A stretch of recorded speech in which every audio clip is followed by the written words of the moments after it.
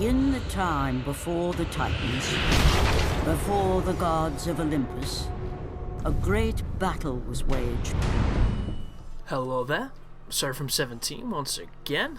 This is my God of War Ascension Titan difficulty video walkthrough. This is Prison of the Damned, and this is the introduction to the most recent title from Santa Monica. As you can see, it's these interactive cutscene moments where whenever the enemy rears to do an attack, all you have to do is move out of the way of it. It doesn't seem to matter what direction you dodge in, you still seem to dodge it. It's kind of weird like that. And just, you know, retort in between dodges, and you will do these sections pretty simply. I always prefer triangle to square. They're slower, but they do these sections much faster. And obviously speed is a powerful thing in these games, but so too is power, and power gets it done quicker for me, so that's just the preference that I have. But yeah, folks, another God of War. It's finally here. There's, you know, a lot of people in interesting mindsets towards this game. Everybody's kind of interested as to, you know, what it's going to be. Is it really time for another God of War? Is it really worth another God of War? Didn't we finish the, you know, the trilogy? Even though there were those PSP games that were prequels, there's a lot of interesting speculation, misconceptions, all that kind of great stuff sitting behind this game. And I can honestly say I think this is a fantastic game, I really do. I actually think this is a better game than 3. And a lot of people will disagree with me there, because 3 didn't really impress me that much. Compared to God of War 2, which is my all-time favourite, I thought 3 was disappointing.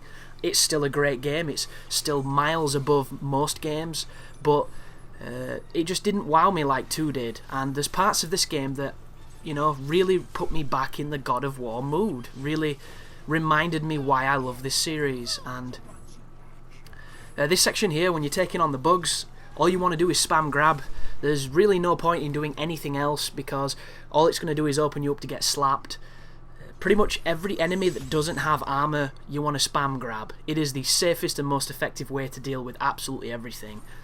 The grab on this game has changed. It used to be just circle, and you're going to see a couple of mistakes midway through this guide where my brain goes into automatic mode and I press circle, and all it does on this game is kick, because they've changed the circle button into a melee, like a physical button, I think they call it, and it enables Kratos to disarm foes, and it enables him to, you know, just be badass and Sparta kick dudes when you want to, which is something you're probably not going to want to mess with too much on this difficulty unless you want a weapon. And the weapon drops themselves from the enemies seem to be kind of random, so it's an interesting concept. But R1 is now grab, and that comes with a whole bunch of different values that this game didn't really have before. You'll notice instead of Kratos just grabbing a dude like he used to do, now he will reach with the Chaos Blades at a distance and get them, and it gives you a lot more reach. It also makes it a little bit less reliable, because there are times when the grab is fantastic, and there are times when the auto-aim completely screws you, and Kratos will try and grab something completely unrelated and you'll take damage unnecessarily, which is definitely something I don't like, but it only happens so often, and it's only in the moments when you really need it not to, because, you know, irony is just kind of like that. But to further elaborate on some of the melee weapons that you're going to be picking up off the enemies when you disarm them, after this cutscene here, because this is where it's going to introduce you to it.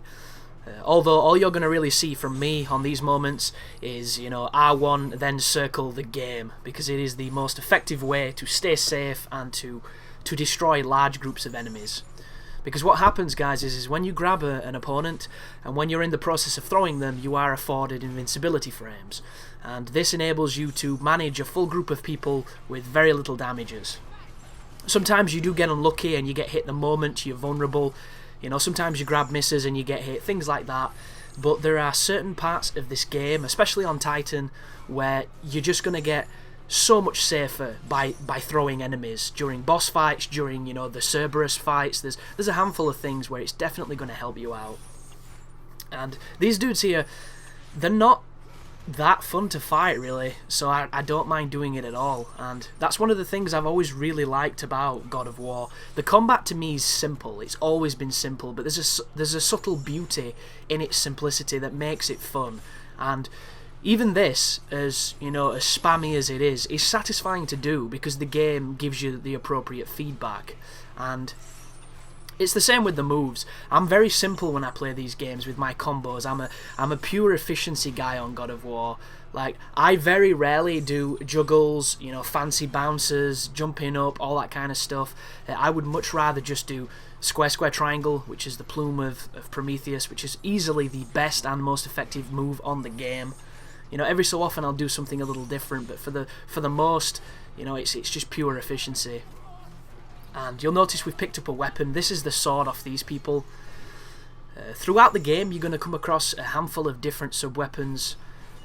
Each of them have a specific use, it seems.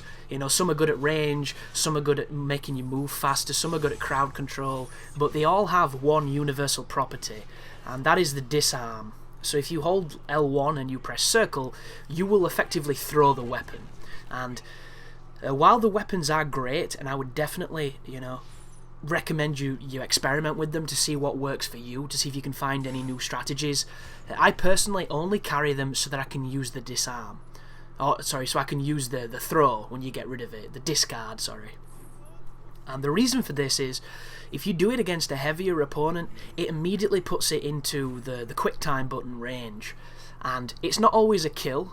It all depends on how much life the enemy has, but one strategy you can use, if it's an enemy that you ride and you kill enemies and there are no other enemies in the area, instead of doing the quick time events with it to do those moments, you can just continue to beat them up, and a lot of the times you'll put them to the red one, which kills them. And this is an alternative to doing those context sensitive motions, and I do it a lot, mainly because I can't be asked to watch all the fancy stuff when I can just be getting rid of it.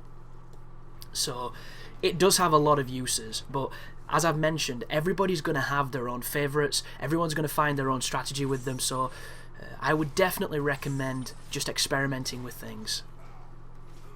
But this encounter here is an encounter where you'll notice immediately I start getting beaten up, all due to the grab failing me. Grab fails me, then I start getting comboed, and you do flinch, you do get stunned, you can put your block up.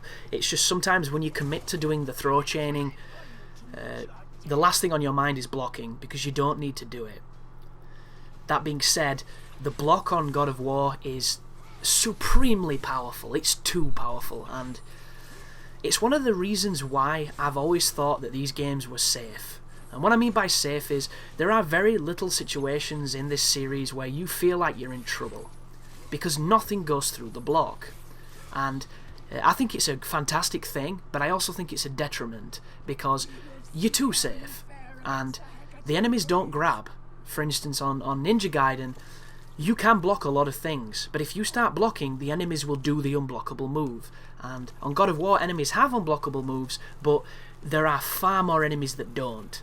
And the amount of situations you can just literally stand there with your block and take no damage whatsoever under any circumstance, it's too frequent, it's too much. And that's why you notice a lot of people do these no upgrade runs and these pain plus runs and all these bonus runs that add difficulty, because fundamentally on a basic level, the God of War series is not that hard. And I know that's probably going to rub a few people the wrong way, because these games at times can feel like hell. They really can. Like, for instance, this guy here, if he hits you with the right stomp from his claws, he will one-shot you. But it's one of those things where he hits the same part of the floor every time, so you can kind of guess where it's going to go, and you can kind of evade it. I go balls to the wall on this dude. I just be as, you know, aggressive as possible, hit him with the plume of Prometheus, roll out of the way of the attacks, get caught by that one because I was too aggressive, but you'll notice it took half my life, it didn't one-shot me. So it's not too bad. And if you build up your Rage of the Gods meter, which is on the bottom right, which I've just done there, it will give you access to amplified attacks. And it's an interesting thing they've tweaked. So previously on God of War, What they used to do is you built up your rage meter, you pressed in both the analogues, and you turned into a golem. You turned into this walking juggernaut of just destruction. You didn't flinch, you barely took damage, you dealt massive damage, and it lasted for, you know, a handful of moments. That is gone, and it's gone to, you know, the chagrin of a lot of players, because I miss it personally. There was a comfort in that ability, and it made the game, you know, if you were struggling on an area, you could activate that and you would do it, or you would stand a much better chance of doing it. This section here, what I like to do is I only use the Y buttons on him when he's up there. As soon as he attacks, roll into the gaps. You'll notice that the platform is tilting. You want to jump towards the side that it's leaning towards, whichever side it favours, because if you don't, you're going to be introduced to the concept of Kratos and his piss-poor jump, which I absolutely hate his shitty jump. I don't remember it being this bad. I don't know if they've raised the platform so it's harder to jump out, but look at this. The guy is, you know, a killing machine, but he can't do a double jump. The same thing Mickey Mouse has been doing for years. The same thing, you know, Sonic the Hedgehog, all these other people, they've just not mastered the jump. Kratos, you know, Kratos needs practice in that area. But as soon as you get the green orbs just there, what's going to happen is when he does the sweep, he's then going to follow up with an attack into the ditch that you're using as a refuse spot. So dodge the move and immediately jump out. Here's me struggling with the jump, here comes the attack, wait for it, and then attack his claw. And this is the perfect opportunity to do the square-square triangle, which is effectively the fastest way to deliver damage on these games, I believe. You know, just for the amount of time it takes to do, for how simple it is and how powerful it is, it's such a good move. And as soon as you've done that, he's going to reel over to the next stage of the fight. But back to the rage meter. So you don't do that anymore, where you go super psycho, completely unstoppable killing machine for about a minute. On this game, it builds through combos, and when you get it to a peak, it's kind of like a ranking system, where if you get hit, it goes down. If you can keep hitting enemies, it will stay at the top. And when you're at the top, it amplifies your attacks. It gives you access to more powerful attacks, and it makes the specials, you know, even more special than they were before. And here's a little disclosure for this guide. I am not going to be doing many specials at all. The main reason is I was too busy focusing on the claws, upgrading them with my orbs, that I didn't get enough points to upgrade all the elements, and you only really get full access to the different elemental blades when you upgrade them. It's a very interesting system which I think fundamentally fails. So you're not going to see me doing any of the special moves, and the good thing about this is I'm not going to put myself in a situation where I'm using a technique that you don't have. So if you get stuck on it, I'm using the base techniques and the things the game gives you, so that hopefully you'll be able to use the same techniques that I do, and it'll make it accessible to more. But that is the end of the first part of this colossal guide. I hope it helps the people that watch it. I hope you're entertained, and you take care now.